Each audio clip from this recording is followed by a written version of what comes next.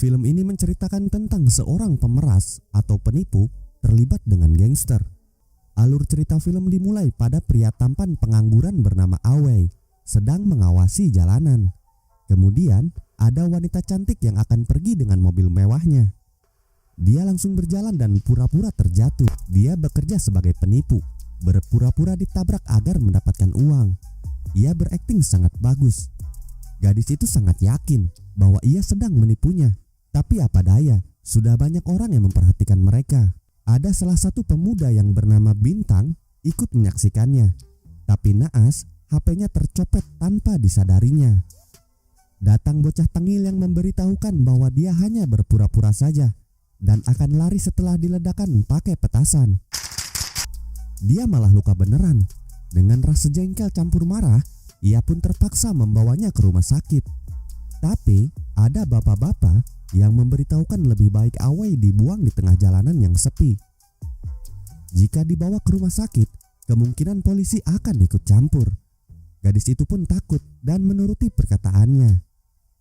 Beberapa saat kemudian, si Bintang yang sedang mencari HP-nya melihat Awei sedang membagikan uang yang ia dapat dari memeras si korban.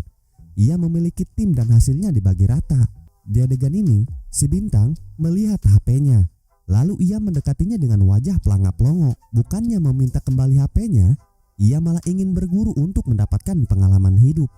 Alasannya, ia mempunyai saudara sebagai sutradara terkenal dan ia ingin menjadi artis. Menurut saudaranya, dia tak bisa berakting dan menyuruhnya untuk mendapatkan pengalaman hidup. Maka terpilihlah Awei, tapi dia selalu menolaknya. Karena lelah tetap memaksa, dia menipunya dan langsung melarikan diri. Dia malah ditabrak mobil beneran sampai terluka parah dan Bintang membawa ke kontrakannya. Tak lama kemudian datang seorang gadis yang sebelumnya ia peras. Mereka pun dibawa ke hadapan bosnya, seorang gangster yang bernama Blas, untuk diberi hukuman. Dia pun memohon untuk diampuni dengan segala cara. Tapi Blas tidak peduli. Ketika melihat tato naga di dadanya, ia mengingat sebuah lambang kuil olong. Kuil yang menyimpan batu bertuah yang selama ini ia cari. Batu yang ia sebut sebagai batu olong. Di sini saya akan menjelaskan tentang si Blas dan hubungannya dengan kuil olong. Dia memiliki penyakit yang sangat langka. Penyakit yang tak bisa memeluk putrinya sendiri. Jika ia memeluk anaknya, penyakitnya kambuh. Dia sudah melakukan berbagai cara untuk mengobati penyakitnya, tapi tak pernah sembuh. Dan ada salah satu tabib yang memberitahunya bahwa ia bisa sembuh jika mendapatkan batu bertuah yang dijaga di kuil olong, sebuah batu yang bisa mengabulkan permintaan. Dia pun mengirim 2 ninja ke kuil tersebut untuk mencuri batunya, tapi selalu gagal. Karena Awei mengaku pernah tinggal di kuil tersebut, mereka pun bekerja sama. Jika dia berhasil mendapatkan batunya, maka dia akan dibebaskan dan diberikan hadiah. Sekarang mereka sudah ada di kuil olong yang ternyata sekolah kungfu. Tato di dadanya dan lambang kuilnya benar-benar sangat mirip. Tapi sebenarnya dia tidak tahu tentang kuil tersebut. Kemudian muncul 2 bocil yang bernama Ruru dan Liang. Bocil yang sangat tengil dan suka sekali tebak-tebakan. Setelah masuk ke dalam, mereka melihat para kungfu sedang berlatih. Ada anak kecil yang jago sekali bela diri dan sangat menyukai Bruce Lee. Mereka pun bertemu dengan pendekar di sana yang saya panggil Oden. Di awal pertemuan, dia berani sekali menghina si Oden dan langsung diusir. Ia kembali lagi dan memohon untuk diizinkan belajar bela diri. Setelah lama duduk berjam-jam, akhirnya ketua kuil itu yang bernama Paman Tat mengizinkan mereka masuk. Awei berusaha mendapatkan simpati mereka dan menceritakan kisah hidupnya semasa kecil. Sejak kecil ia tak memiliki orang tua karena mungkin lahirnya di-download. Tak ada yang menaunginya, menggelandang di jalanan mencari sesuap nasi. Paman Tat yang sebagai ketua kuil dan sekaligus streamer tersentuh dengan ceritanya dan mereka pun diizinkan tinggal di kuil. Di saat makan siang, Oden memberikan mie khas kuil olong untuk pendatang baru. Dia langsung melahapnya. Tapi nih, sebenarnya Oden sedang balas dendam. Dia tidak tahu kalau hukum di kuil olong, jika setelah makan harus menutup mangkoknya. Dia pun terus-terusan memakan mie tersebut sampai menangis. Malamnya, mereka mulai mencari batu bertuahnya dan mengintip Pamantat yang sedang streaming. Tapi pergerakan mereka diketahui oleh si Oden. Karena mereka beralasan ingin berak, Oden percaya. Keesokannya mereka memulai latihan kungfu walaupun kepaksa, dan sekarang ada guru kungfu dari luar yang akan melatih mereka. Dia malah menjahilinya sampai menangis. Setelah latihan keras itu, mereka pun santai-santai di pinggir sungai. Nah, di adegan ini ia melihat sebuah tato pada si bocah Liang. Tato yang bertuliskan benci. Kisah hidup bocah ini lumayan tragis. Liang adalah anak yang dibuang oleh ibunya dan ditaruh di panti asuhan. Sejak bayi, dia sudah memiliki tato itu. Dan kenapa ibunya menulis tato dengan arti benci? Sebenarnya, ibunya buta huruf dan tak sengaja menuliskan kalimat itu. Di panti asuhan, Liang sering dibully teman-temannya karena tato tersebut. Dan kebetulan, Ruru juga satu panti asuhan dengan Liang. Karena panti asuhan semakin banyak, Oden membawa Ruru dan Liang ke kuil. Muncul seorang wanita dan berbaur dengan mereka. Wanita itu bernama Lucy, mengaku sebagai reporter yang akan membuat artikel tentang kuil Olong. Ia pun diizinkan untuk tinggal di kuil, mendokumentasikan seluruh aktivitas di kuil. Dan Pamantat, Anda tahu dia ngapain? Lagi streaming di atas genteng sampai disambar petir. Nah, di malam hari kita dikejutkan si Lucy. Ternyata Awei dan Lucy adalah mantan kekasih. Dan dia juga tahu kalau Lucy ke kuil untuk mencari batu bertuahnya. Seperti ini kisah mereka ketika pacaran. Saking cintanya, dia menato nama Lucy di bagian dadanya. Berjalannya waktu, Lucy meninggalkannya tanpa alasan. Karena patah hati, ia pun mengganti tatonya dengan tato naga.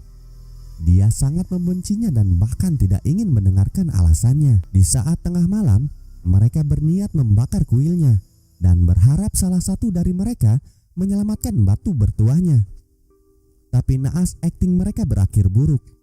Saat di dalam kuil yang sedang terbakar, dia tertimpa reruntuhan sampai pingsan. Kemudian dia sadar kembali setelah diberi ciuman kehidupan. Di adegan ini, karena telah diselamatkan, ia merasa bersalah atas semua perbuatannya. Mereka pun membangun kembali kuilnya. Dan setelah itu, ia kembali dihubungi Blas yang menanyakan batu olongnya. Di sini ia terus beralasan dan meminta waktu tambahan. Tapi Blas malah mengancamnya. Jika dia belum mendapatkan batunya, maka dia akan menyerang kuilnya. Ternyata Lucy mendengarkan obrolan mereka, tapi ia tidak mempermasalahkannya. Lucy hanya ingin memberitahukan alasan kenapa ia meninggalkannya. Nah, sebelum bertemu dengan Awei, ia sudah hamil sebelum menikah dan kekasihnya tidak tanggung jawab. Setelah lahir, ia menato putranya dan menaruhnya di panti asuhan. Tato itu sebagai tanda jika suatu saat mereka bertemu lagi, Lucy akan mudah mengetahui kalau dia anaknya. Namun, berjalannya waktu, saat ia berpacaran dengan Awei, tiba-tiba ia merindukan anaknya dan mencari ke panti asuhan. Tapi di sana anaknya sudah tidak ada. Karena hal itulah, ia meninggalkan Awei dan mencari keberadaan anaknya sampai bertahun-tahun. Lucy juga memberitahukan bahwa ia bekerja sama dengan Blas untuk mencari keberadaan batu olong. Dan Lucy akan diberitahukan keberadaan putranya jika tugasnya selesai. Di sini sudah jelas anaknya adalah Liang, tapi ia belum menyadarinya karena belum melihat tatonya. Walaupun sudah mengetahui alasan kenapa meninggalkannya, Awei masih tetap menutup hatinya dan bahkan tidak memaafkannya. Padahal Lucy masih mencintainya. Esok harinya, karena mereka tahu Blas akan menyerang kuil, mereka memutuskan pergi. Tapi Blas datang lebih cepat membawa anak buahnya. Ia berniat menyerang mereka dan mengambil secara paksa batu bertuahnya. Berlagak seperti orang kuat padahal mental patungan. Pertarungan pun terjadi. Pamantat dengan mudah menangkap pelurunya. Tapi mereka tak bisa berbuat apa-apa setelah melihat dua maskot mereka disandra. Mau tak mau, mereka pun mengantarkannya ke tempat batu itu disimpan. Awei dan Bintang mengamati mereka dari pojokan. Setelah tiba di ruang latihan, dua maskot itu melawan. Di adegan ini, Lucy melihat tato di tangan si Liang dan sudah dipastikan itu anaknya. Ia pun melindunginya. Tapi siapa sangka, malah mereka yang babak belur karena dihantam alat latihan. Datang bocil Bruce Lee membantu mereka melawan puluhan bot. Jika mereka sampai memukulnya, maka langsung terkena hukum perlindungan anak dan ia berhasil mengalahkannya tanpa terluka. Lucy dan anaknya pun kembali bertemu.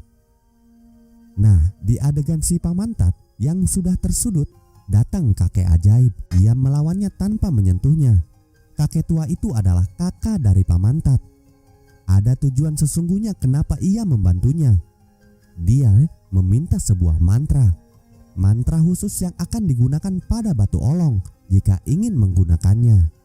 Dia ingin menjadi orang terkuat di dunia, tapi ia tidak tahu mantranya. Dan mantra itu hanya pamantat yang tahu.